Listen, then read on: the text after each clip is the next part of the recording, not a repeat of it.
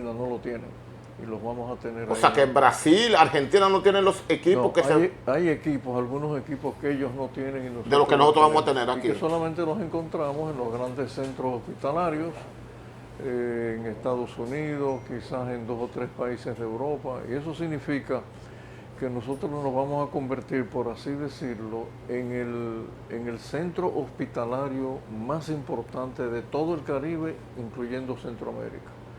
Y eso va a ser un orgullo para nosotros los dominicanos. ¿Qué pasó con la ciudad sanitaria, Rubén? Bueno, que debimos haberla inaugurado hace 2 años, pero ustedes recuerdan que para febrero del 20 teníamos el COVID. Sí. Entonces tuvimos que habilitar 2 de los hospitales, porque son 6 hospitales. Tuvimos que habilitar 2 de los hospitales para el COVID. Afortunadamente, a partir de más o menos la segunda semana de febrero, tercera semana de febrero, ya el COVID bajó y gracias a Dios, señores, no tenemos un solo caso de COVID. Allá en el hospital, en la ciudad sanitaria. No tenemos. Cerramos el COVID completamente. Amén, qué bueno. Entonces, en términos así muy precisos, la ciudad sanitaria tiene un centro de alta tecnología que es Secanot. Eso es para la cirugía cardíaca, la cirugía de alta tecnología del cerebro y de la médula. Ahí tenemos oftalmología también de alta tecnología, tenemos nefrología, neurología, otorrinolaringología, que por cierto es una de las especialidades aquí en la República Dominicana que necesita mayor apoyo por la poca cantidad de otorrinolaringólogos que tenemos, y la ciudad sanitaria va a ser una escuela de eso.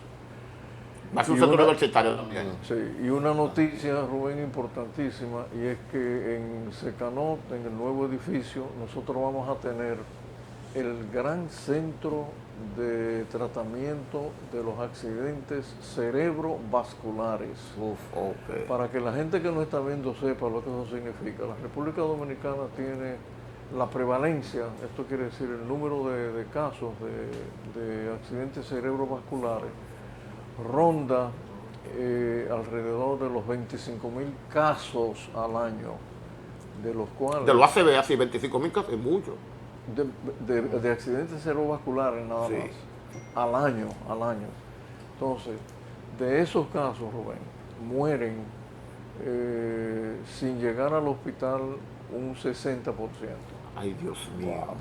El otro 40%... 14.000 más o menos. Sí, y del otro 40%, entonces mueren la mitad, lo que quiere decir que nos vienen quedando dominicanos vivos más o menos unos 20.000, unos 10.000 más o menos.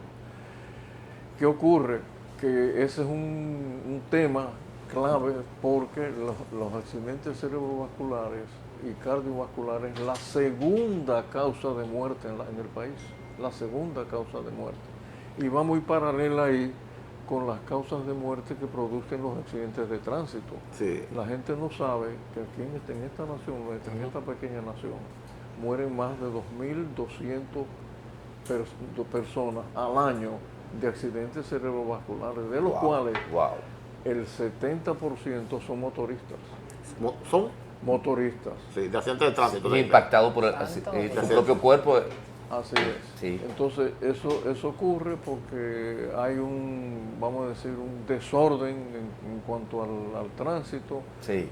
Los motoristas hacen lo que les da la gana. Yo creo que ellos se ganan su vida, pero también muchas veces ganándose la vida la pierden. Y la de otros la hacen perder también. Y la de otras personas también. Entonces, que se quieren ganar la vida. Sí.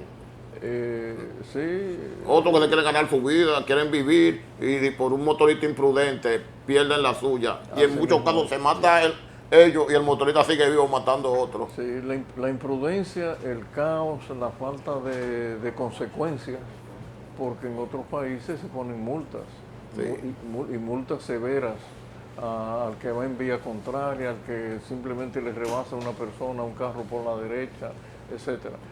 Y finalmente va a haber un gran centro de quemados.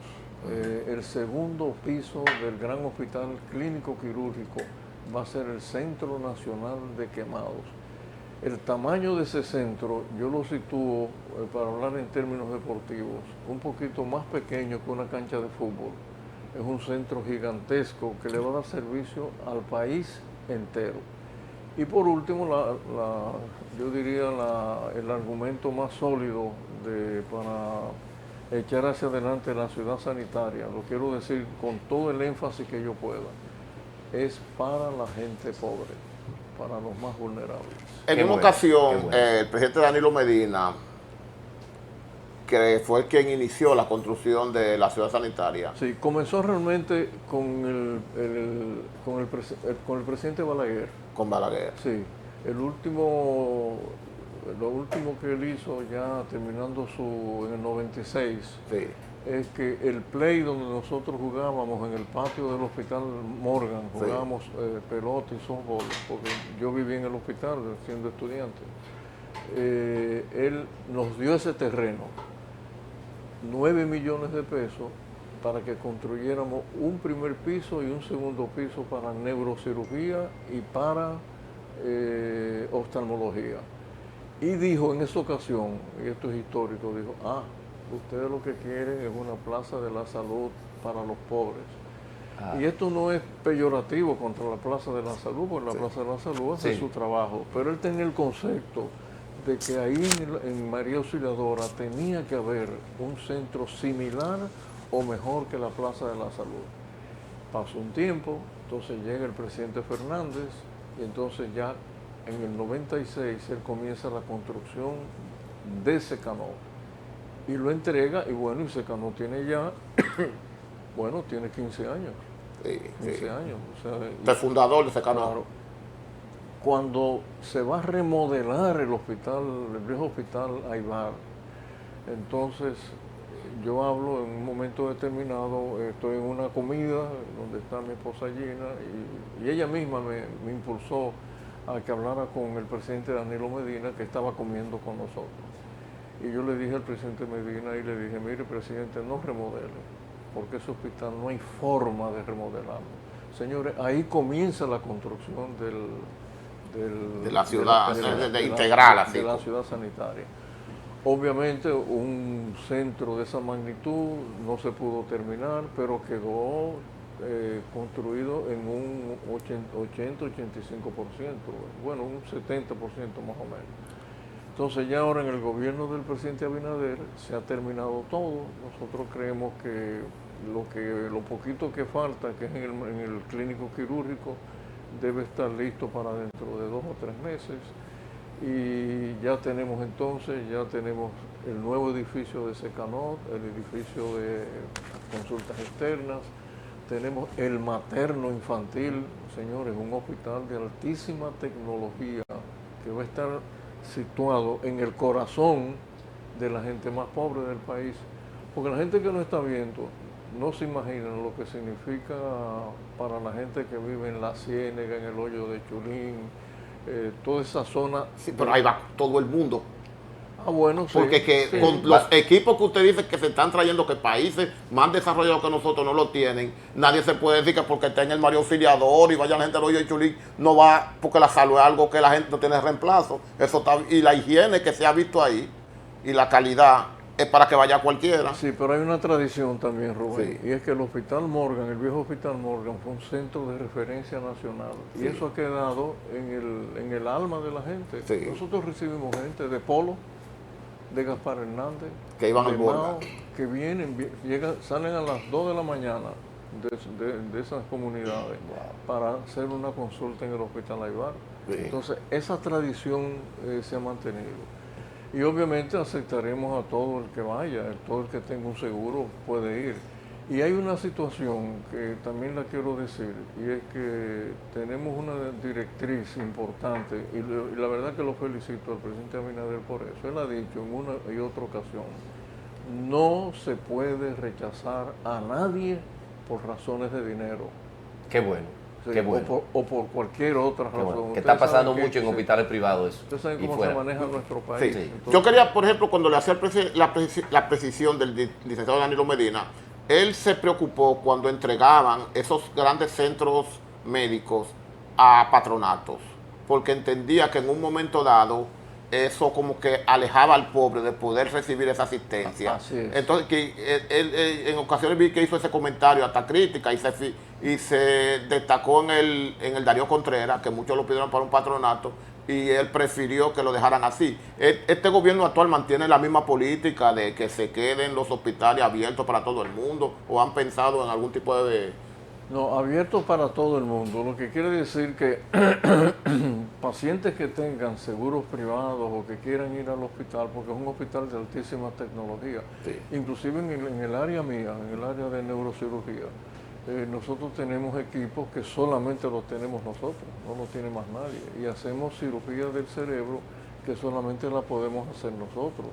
Lo que quiere decir que muchas personas privadas van y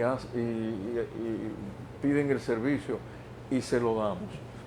Yo creo que no debe haber discriminación en ese sentido, y que todo el que quiera ir, que vaya. Ahora, Sí. entendiendo que es un hospital estatal y que el recurso económico que se utilizó, que salió del dinero de los 6 que estamos aquí, Sí, sí. salió de ahí. Entonces es un hospital público, va a estar bajo el SNS. Y en cuanto a lo que tú mencionas de tener un patronato, lo que ha hecho el presidente Abinader, creó como una organización nacional de voluntarios. Entonces nosotros tenemos voluntarios que van a ir a apoyar al hospital, pero por otro lado también tenemos personas que ahora mismo en Secanó, desde hace muchísimo tiempo, una señora Ana María Marrancini, y mi esposa también, y un grupo de damas, nos ayudan con insumos a organizar los pacientes, etcétera. Y creo que es una buena actitud que personas que no tienen nada que ver con medicina, nada que ver, y que tienen el tiempo Sí. y tienen los recursos económicos, puedan ir a los hospitales públicos a ayudarnos. Y yo creo que esa es la única manera de hacer un país más grande, que todo el mundo aporte.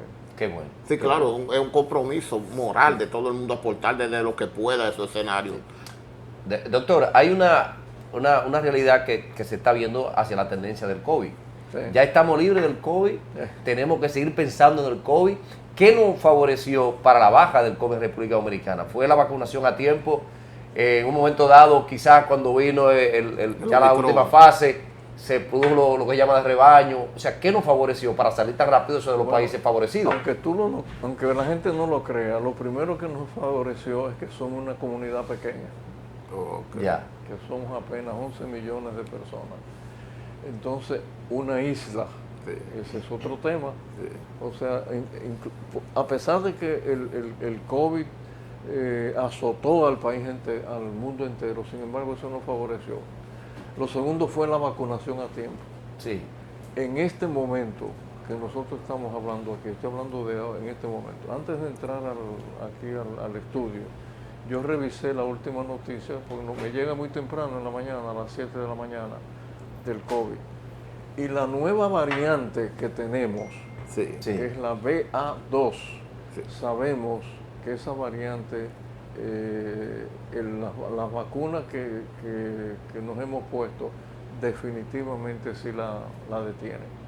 Sí. Entonces esa es una noticia agradabilísima para nosotros. Y en segundo lugar, que a pesar de las grandes discusiones que había en el mundo entero sobre las vacunas, el gobierno dominicano tomó una decisión valiente y compró las vacunas. En tercer lugar, recuérdense ustedes que mucha gente le dio el COVID y fue asintomático. En cuarto lugar, recuerden también que mucha gente que le daba el COVID se quedaba calladito, porque llegó a ser un estigma. Sí, Tengo claro. COVID, eso era No, como será terrible. Pero un muchacho le estornudó una vez en un supermercado muy grande del país. Sí. Un señor fue, y la gente dejó la mercancía hasta en la caja. Yo fui uno. Doctor, tomando en cuenta todos esos avances que hemos tenido, que usted ha muy bien explicado, podríamos decir en estos momentos, con mucho orgullo, que la medicina dominicana es un referente internacional. Sí, nosotros hemos ido de menos a más y República Dominicana tiene ahora excelentes médicos. Fíjense que una parte importante de nuestros médicos se van al extranjero y una parte importante de ellos regresan, sobre todo los que van a los países hispanos, los que van a México, Argentina, los que van a países como Inglaterra, Francia, Alemania, Italia, la mayoría de ellos regresan. No tanto los que van a Estados Unidos, porque Estados Unidos, por supuesto, se encarga de que no sea así. Rubén, es un captador de la inteligencia Sí. y de las herramientas que tiene, de las buenas herramientas que tiene un médico. Entonces ellos no solamente los entrenan, también los captan. Sí. Y los captan a través de qué? A través del dinero. Porque como ganan mucho mejor que allá que aquí, bueno, se quedan. Y yo no lo critico. Yo creo que cada quien en la vida viene con un proyecto de vida. Yo soy cristiano, para los que no lo creen, yo lo digo claramente. Dios te manda a hacer un proyecto y tú lo cumples o no. Sí. Ese es tu libre albedrío. Yo eso no lo critico. Pero igualmente honro al que entonces regresa realmente a ser más grande en nuestra nación. Y eso se ha ocurrido con muchos médicos que han regresado. Doctor, me dice mi madre que lo vio a usted llegar jovencito, graduado, flaquito, graduado de Inglaterra, Sí. en Londres, neurocirujano, fue de los primeros aquí, por no decir, no es así. Yo fui el segundo que llegó. Exacto. Estaban ahí áreas aquí. Sí, y me decía ella que algo que yo creo que no ha cambiado, que a veces si se le murió un paciente usted lloraba, y yo siento que todavía eso sucede, y yo creo que el médico que se le muere un paciente y lo ve como un efecto normal, debe tomarse unas vacaciones. ¿Qué ha cambiado de ahí? No, mira, en cuanto a las vacaciones, imposible. Una vez uno se gradúa de médico, uno tiene que entender, y esto es un buen mensaje para los jóvenes que nos están escuchando. El médico es para toda la vida y para todas las horas. Sí. Pero señores, yo recibo llamadas telefónicas a las 3 de la mañana para buscar una cita. Guay. Y usted la levanta a las 3 por dolor de cabeza. Y yo le pregunto, ¿qué tiempo tiene usted con el dolor de cabeza? No, como 2 años. Doctor, a propósito de lo que dice el doctor Puntier, es imposible no preguntarle esto. ¿Qué fue para usted atender a doña Rosa Gómez en su lecho de muerte, ya que usted mencionó en una entrevista que le hicieron que era buen amigo de esa familia? Sí, de muchos años.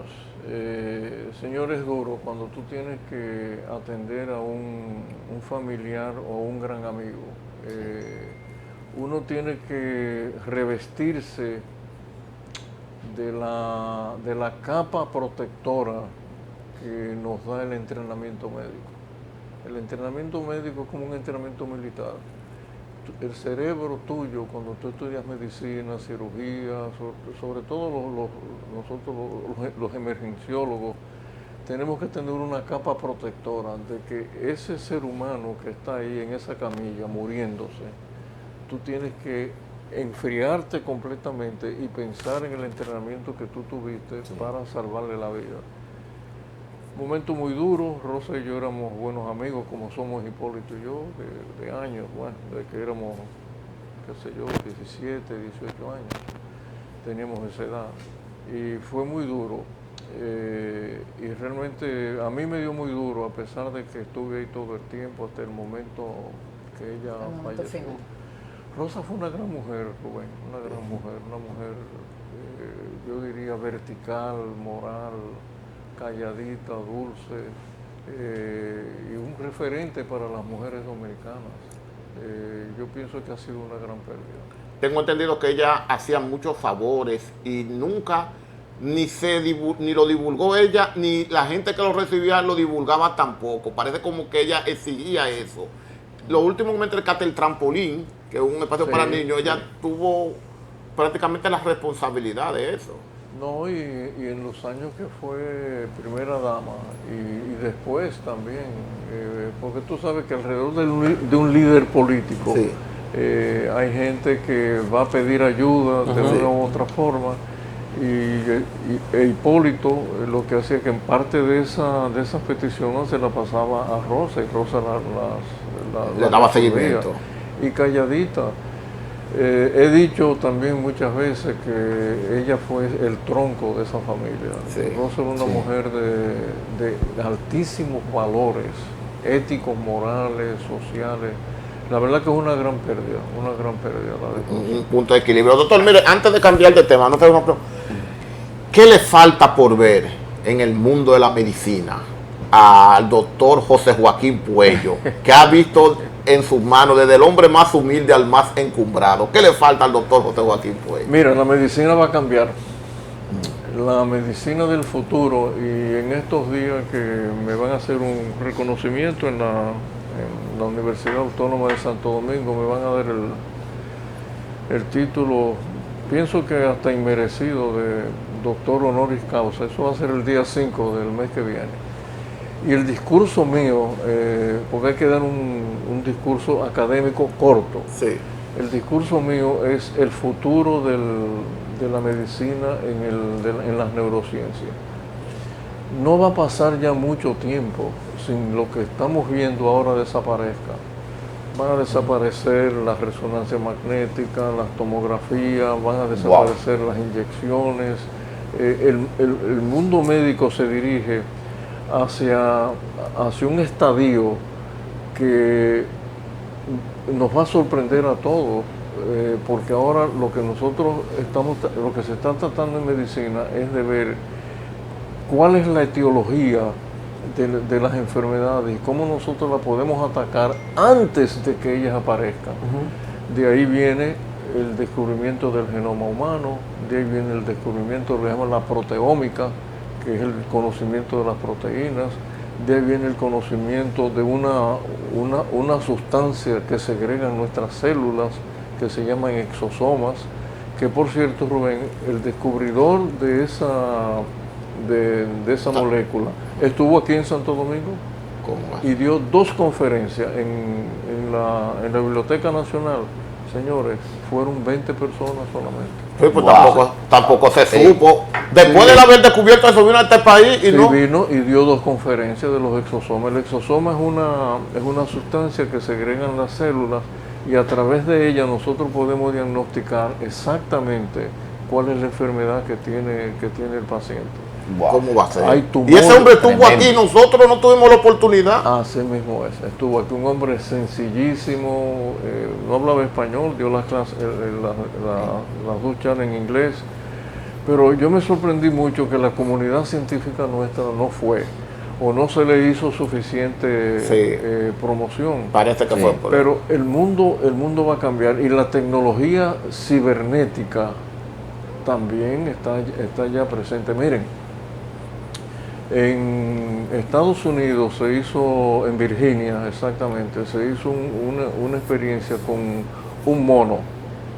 Se entrenó al mono para que sus células cerebrales pudieran mover una pierna artificial en un mono que estaba en Japón y se logró. Guay. Estamos hablando de que entrenaron un mono para que otro mono que estaba en Japón, él le pudiera mover la pierna artificial. Con sus células cerebrales.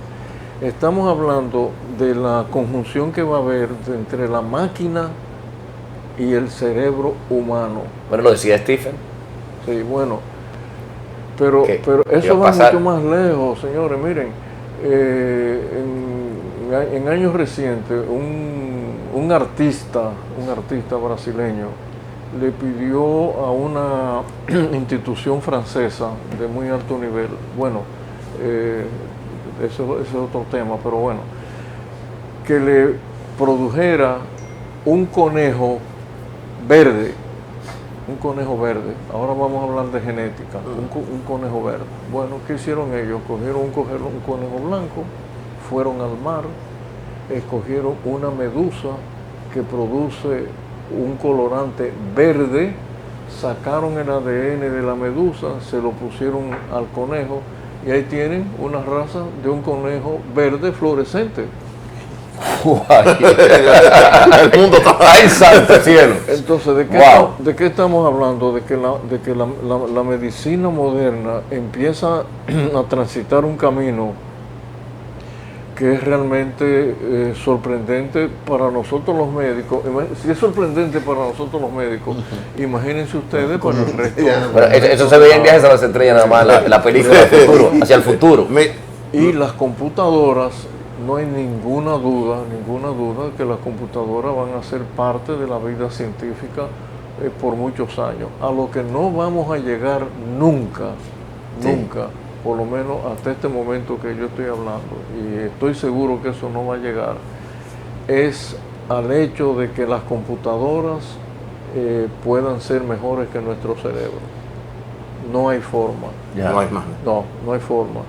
Por más que usted le dé toda la información a una computadora, la computadora nunca va a poder procesar lo que procesa nuestro cerebro, porque el cerebro, primero el cerebro de todos nosotros es único, lo primero, no se repite.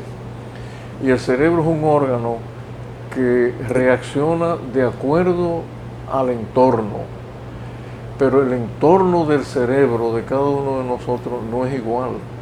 Lo que Rubén ve verde, yo lo veo azul. Es único y irrepetible. Sí, porque su cerebro es único. Aunque sean gemelos. El cerebro de nosotros interpreta la realidad de acuerdo a tu personalidad y a lo que tu cuerpo necesita. Sí. Además, es el único órgano que nos mantiene vivos. Así es. El único. Doctor. Un momentico, el corazón puede estar latiendo y los riñones funcionando, pero usted no está vivo. Si el cerebro está muerto, usted no está vivo, usted no es un ser humano. Entonces, el cerebro tuyo es el único que te conoce. Tu hígado no te conoce, ni tu pulmón tampoco. El cerebro sí. Tú tienes ahora mismo la mano cerca de tu boca. Eso no lo sabe el hígado, lo sabe el cerebro. Entonces, fíjate por dónde andan las ciencias neurológicas, y eso se debe a dos hechos fundamentales. Uno, que no se le ha reconocido a George Bush. En el año 90, él puso dinero, millones y millones de dólares, para realmente llevar a las ciencias neurológicas a un nivel muy alto.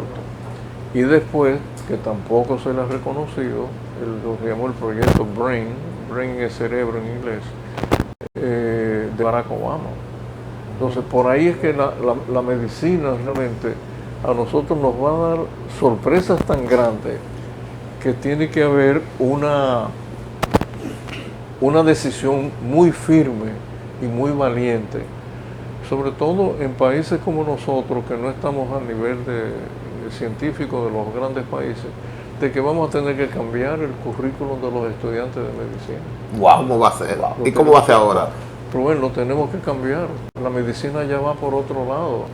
El joven médico que no sabe ciencias computacionales, que no sabe cibernética, que no sabe mecatrónica, que no sabe proteómica, que no ha estudiado genética, que no entra en ese misterioso mundo de la inmunología. Señores, nosotros los médicos, hemos tenido que reinventarnos con la inmunología ahora con el COVID. Sí. El COVID nos obligó a todos nosotros a entrar en ese mundo, que es un mundo muy misterioso, del sistema inmune, que es el sistema que nos protege, y todavía falta mucho camino por recorrer en ese sentido. Dos preguntas, doctor. Los efectos dejados por el COVID, que mucha gente, muchos médicos hablan, pero al final no tenemos una realidad exacta de qué nos deja o no. ¿Y qué pasa cuando yo estoy en estado de coma y regreso, pero tengo la capacidad de poder desarrollar cosas inimaginables? Sí, de atrás hacia adelante, el coma viene porque hay una disrupción de los mecanismos cerebrales. Por eso es que viene el coma. Y sí, los pacientes que regresan del coma,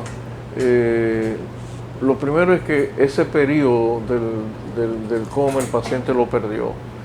como lo pierde también el que sale de aquí de este canal, Dios no lo permita, tiene un accidente ahí afuera, queda inconsciente, no se va a acordar del evento. ¿Esto el cerebro No. de protección, el cerebro protegiendo? Sí, el cerebro Ok. protege, Ok. protege al ser humano. En cuanto a lo de los efectos del COVID, ya sabemos que es una patología, se llama, en inglés se llama long COVID, pero nosotros en español le llamamos COVID persistente. ¿Por qué? Porque la definición del COVID cambió. Sí. Ya el COVID no es COVID. Sí. El COVID ahora en medicina se llama una patología de la microcirculación que produce una microtrombosis y produce una microangiopatía. ¿Qué quiere decir eso en términos coloquiales? Que afecta el cuerpo entero. Ahí, madre. Exacto. Sí, no solamente el pulmón, todo, absolutamente todo. Entonces, Guay. eso deja algunos, ahora en la población aquí de República Dominicana, los pacientes que nosotros tuvimos allá en la ciudad sanitaria, en Secanot, en el materno infantil y en Secanot, nosotros tenemos la certeza de que 40% de ellos han quedado con síntomas. Guay. Sí, y los síntomas más prevalentes son dos. Uno, así como se diagnostica, sabemos que el paciente cuando trata de caminar 100 o 200 metros se siente muy cansado y con dolor en el cuerpo. Y dos, el efecto sobre la memoria, definitivamente. Sí. Doctor, mire, el hecho de que se creara esa ciudad sanitaria y que se pusiese a usted en su responsabilidad, creo que no podía estar en mejores manos. Y creo que el mundo, creo que el país, que todo el mundo está consciente de eso. De las cosas que más claras han quedado y que mejor depósito se ha hecho, yo creo que esa es una. Pero como usted es un hombre que ha sido exitoso en todas las áreas de su vida, tenemos que hablar un poquito de deporte. Ay, sí. Doctor, nervioso te hablo. 19 años después, ¿cuál es la evaluación que usted hace del resultado de los Juegos Panamericanos? Sí, la evaluación, yo la comparo con el año 1974, cuando montamos los juegos. Los famosos 12 juegos. Sí, los famosos 12 juegos, porque ese fue el primer punto de inflexión del deporte dominicano. Hasta el 74, óigame, a la República Dominicana solamente se le conocía en deporte, ¿por qué? El béisbol. Sí. Sí. Y un poquititico por el Boxeo. por el boxeo, Por el boxeo. un poquititico por el boxeo. Que hay muchas anécdotas interesantes de esa época, pero bueno. Lo importante es que ese fue el punto de inflexión gracias al presidente Balaguer y a Huichi García Saleta. Y después vinieron, como todo en la vida es un ciclo, entonces vinieron los ciclos deportivos, nosotros nos sentíamos muy mal cuando salíamos a las competencias internacionales. Ustedes no se imaginan lo que yo personalmente sufría cuando iba sobre todo a los Juegos Olímpicos, que veía que nuestros atletas, que era un número muy reducido, Sí. quedaban descalificados el primer día. Pensaban ustedes que iban a pasear. De que turismo deportivo. Así mismo es. Pero luego los Panamericanos fue también el otro punto de inflexión. ¿Qué pasó con los Panamericanos? Bueno, es un tema que solamente lo montaban los grandes países, señores, México, Argentina, Brasil, Estados Unidos. Los Juegos Panamericanos, óigame, nunca fue una islita del Caribe. Sí. Y en el 76, en el 75, los montó Puerto Rico. ¿Tú sabes por qué lo montó Puerto Rico? Por don Germán Ricahoff, que era un líder continental, miembro del Comité Olímpico Internacional, y se impuso y montó los Juegos Panamericanos en Puerto Rico.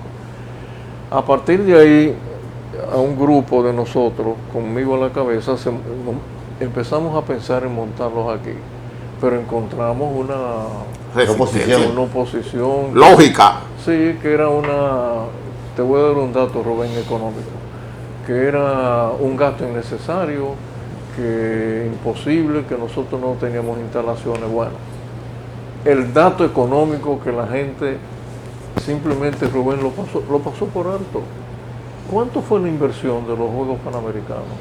La inversión de los Juegos Panamericanos en en dólares ahora, fueron 29 millones de dólares. ¿Cómo va a ser? Así es. Yo siempre mantuvo que eso se iba a recuperar. Yo recuerdo. Que era, en esa época, eran 6 mil millones de pesos, de los cuales el Comité Olímpico, el comité organizador, yo manejé 2.400 millones de pesos y el resto lo manejó el gobierno, era Hipólito y Miguel Vargas, manejaron el resto y montamos los juegos. ¿Se sintió bien respaldado usted con ellos? ¿Perdón? ¿Se sintió bien respaldado? Sí. Definitivamente. Sí, eso fue... Debe agradecerle al país ese gesto Sí. al Estado.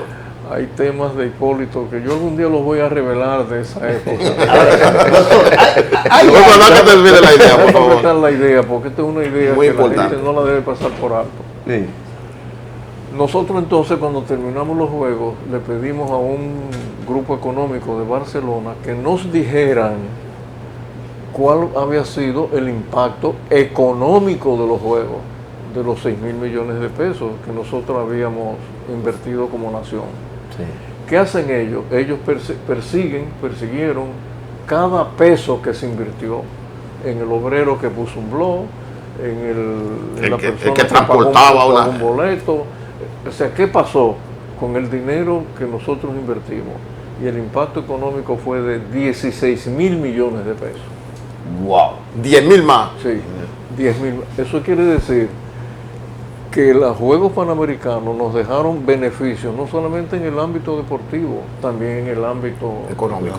Bueno, yo les puedo decir, o no es verdad que cuando hicimos las instalaciones en el Parque del Este, que ese es otro tema interesante con Joaquín Balaguer, que nos apoyó muchísimo, la plusvalía de los apartamentos alrededor del Parque del Este subió un 30%. Sí. La casita que valía 100 pesos se convirtió en una casita de 130 pesos. Sí.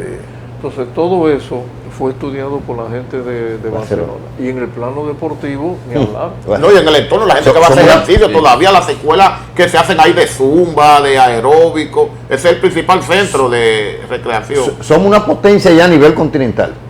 Que no le quepa la menor Sí, duda. sí, Y sacamos la cabeza ya a nivel olímpico. Ahora, doctor, hay algo que yo me gustaría que usted me lo explicara.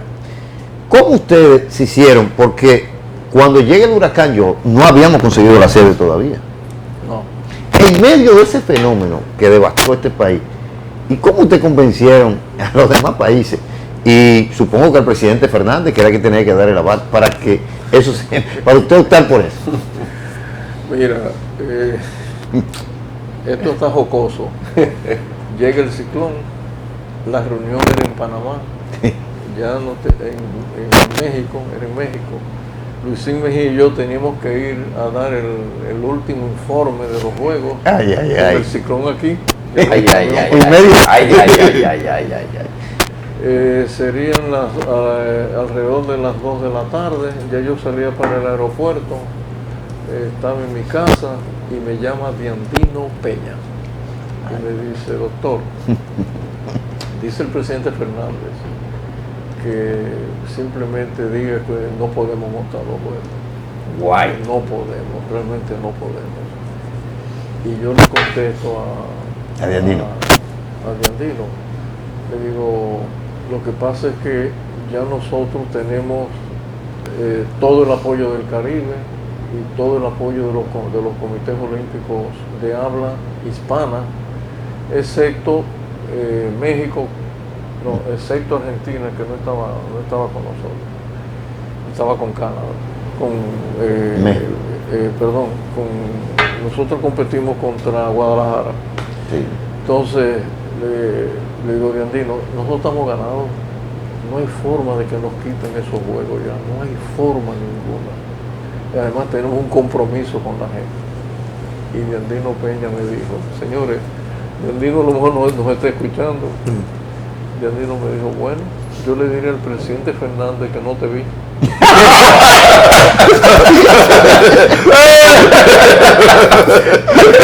A correr le ha dicho. Sin embargo, sí debo decir que a pesar de eso, el presidente Fernández hizo una locución de Palacio. La gente no sabe eso, Ah. no lo sabe. En esa asamblea que la hicimos Panamá. en Panamá, el presidente Fernández hizo una locución. Y hay un tema jocoso también. Luisín Mejía, que es un gran creador de imágenes. Creativo.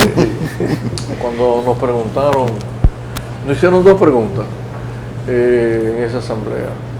¿Qué íbamos a hacer nosotros ahora con el ciclón? Y Luisín se paró del asiento y dijo, bueno, el ciclón sí nos ha dado muy duro a la ciudad de Santo Domingo, pero les quiero decir que el ciclón limpió a Santo Domingo.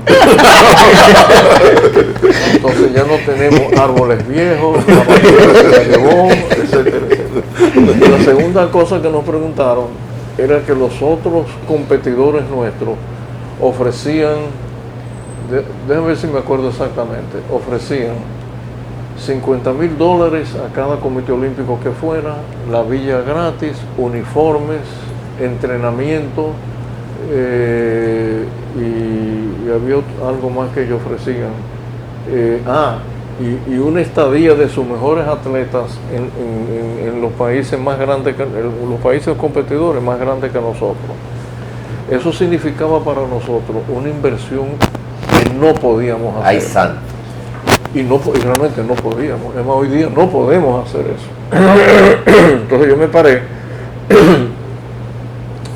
y le dije al presidente Vázquez Raña, le dije, mire, presidente, yo he ido con muchísimo cuidado lo que se ha dicho aquí y felicito a mis competidores que ofrecen todo eso, y qué bueno, porque eso va a favor del deporte panamericano. Ahora, yo quiero hacerle a usted y a la asamblea una pregunta y quiero que me la contesten. Díganme cómo yo voy a hacer cuando yo vuelva a mi país y yo le diga al presidente de la República que tenemos que dar todo ese dinero, y me diga el presidente de la República que él prefiere que ese dinero sea invertido en vacunar a los niños pobres de mi país.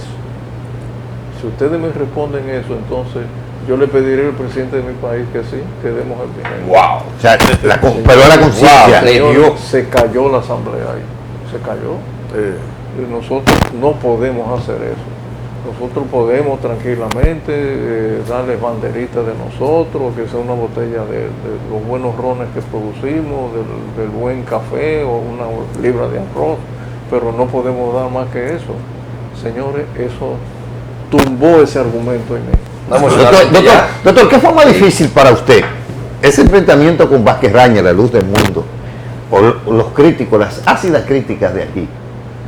Sí, yo las veía, las de aquí yo las entendía perfectamente bien, porque yo siempre he sostenido que uno de los problemas de nosotros los dominicanos es que creemos que el mundo termina en la George Washington. No, señores, el mundo es otra cosa. O sea, hay que ver un poquito más allá de la avenida George Washington. Esta es una isla, pero tenemos que ver un poquito más allá. Eso ha cambiado con el internet y con el paso del tiempo. Y el conocimiento global que tenemos. Y yo eso lo comprendía perfectamente bien, de que la gente no entendía lo que eran unos Juegos Panamericanos. Tú lo sabes, hay que ir a unos Juegos para uno saber lo que eso significa.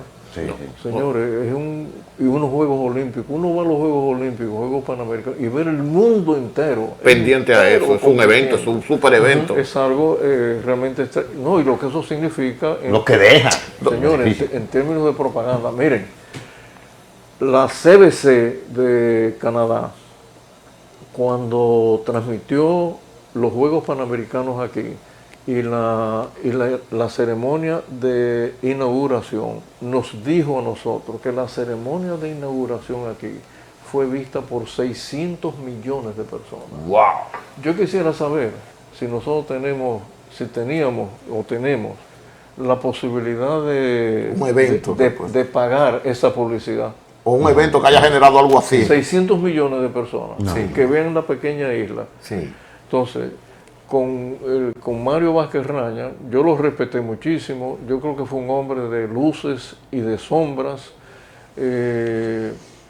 Pienso que él sufría y esto no es peyorativo tampoco, de un síndrome que se llama el síndrome de Ubris, está eso bien determinado en neurociencia, y es que cuando el hombre adquiere poder, esto va para los políticos también, cuando el hombre adquiere poder, se cree que está muy por encima de los demás. Ubris en griego quiere decir desmedro.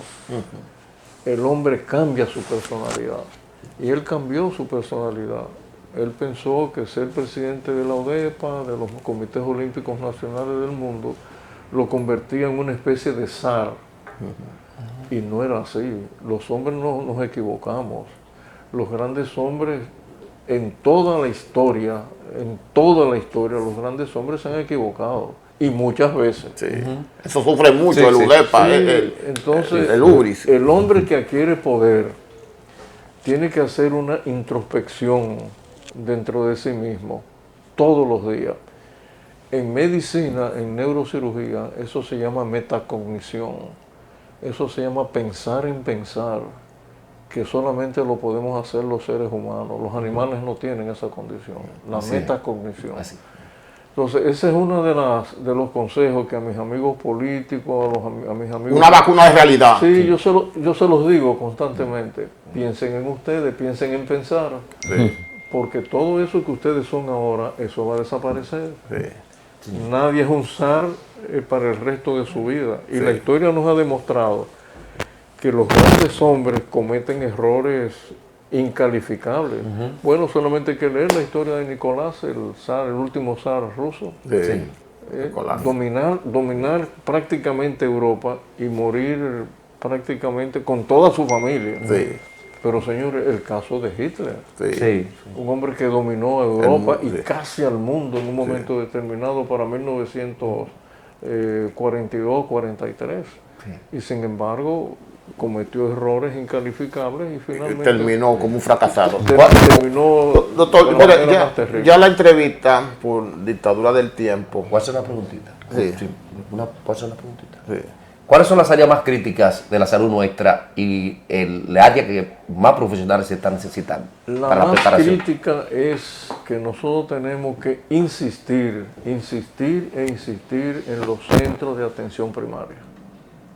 Ese es el tema. Ahí está. Ese es el ahí tema. está la clave. ¿Y dónde Ese es el prepararse tema. los profesionales? Más demandante, el área más demandante a nivel de profesión de la medicina. Bueno, una cosa va unida a la otra. Los centros de atención primaria que definen Una cosa va eso. unida a la otra. Si nosotros logramos mejorar la atención primaria del país, eso va a impactar de una manera tan grande a la población dominicana que nosotros vamos a bajar inmediatamente los parámetros o los índices que nos indican que vamos bien en medicina. ¿Cuáles son esos, señores? La mortalidad infantil, la mortalidad materno-infantil, la mortalidad neonatal, disminuir los riesgos de enfermedades graves, porque ¿de qué nos estamos muriendo los dominicanos? Nos estamos muriendo de dos cosas, de las enfermedades cardiovasculares y cerebrovasculares y del cáncer, de eso que nos estamos muriendo. Entonces no hay ninguna duda que en la medida en que nosotros bajemos esos índices, la población va a ser cada día más sana. Sí. Pero eso también tú lo traspolas a otro tema.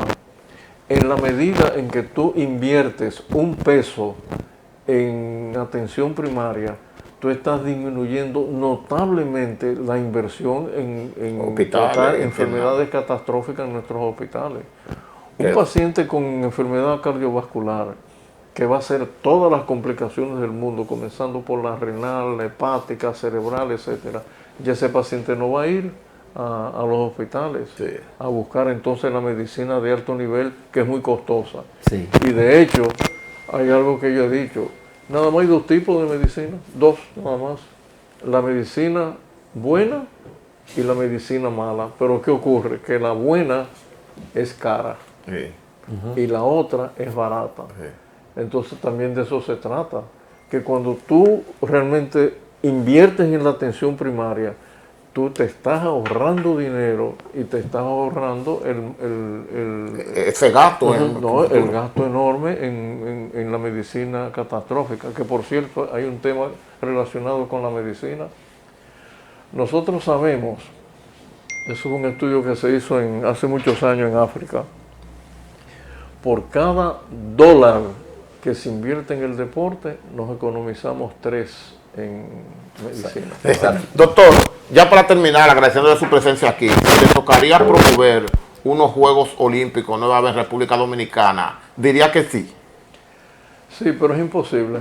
Imposible. Y la única manera que los Juegos Olímpicos pudieran venir al Caribe es si Puerto Rico monta una parte, Cuba otra, ya no cabe. Trinidad y Tobago otra, Venezuela otra. Ya no cabe. Sí, porque el costo es muy alto, inclusive el costo de los Panamericanos. Toronto fueron más de $1.000 millones de dólares, Toronto, sí. Pero Lima sobrepasó los $2.000 millones de dólares. Que no olvidemos de espérate, en los Juegos Panamericanos. Sí. Imagínense ustedes ahora en los Juegos Olímpicos. Principal evento deportivo. Prácticamente imposible. Bueno, señores, muchísimas gracias al doctor José Joaquín Puello por haber honrado este espacio, por tu presencia. Y gracias a ustedes, este público televidente, al canal que nos dejó robarle 20 minutos más. Se lo robamos al doctor y se lo robamos al canal. Muchísimas gracias.